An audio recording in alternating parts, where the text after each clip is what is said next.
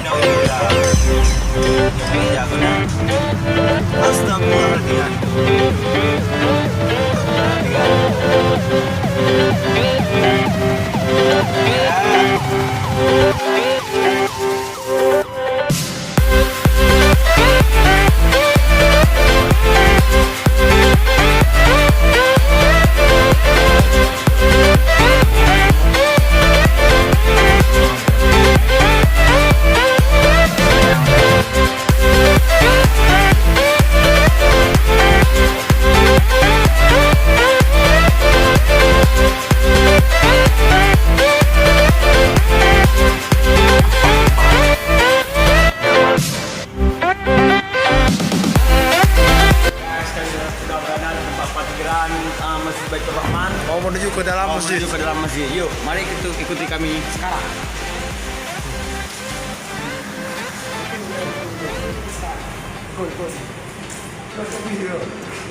Gimana perasaan Cepi datang ke Masjid Baitur Rahman? Alhamdulillah sangat senang pada hari ini saya. Nangro Aceh Darussalam. Tapi go.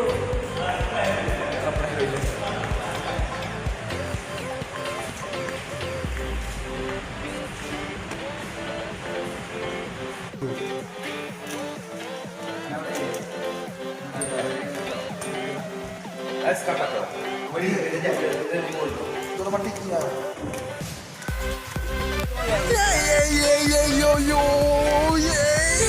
Banyak sangat gembira, yang sangat semuanya.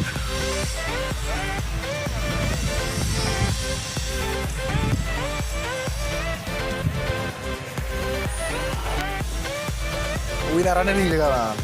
Uwin araneri juga sama itu.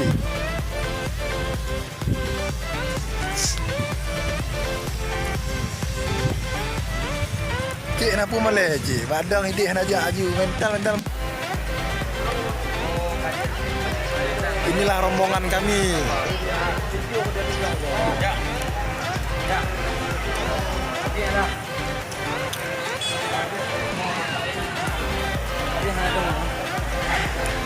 Ada mendengar.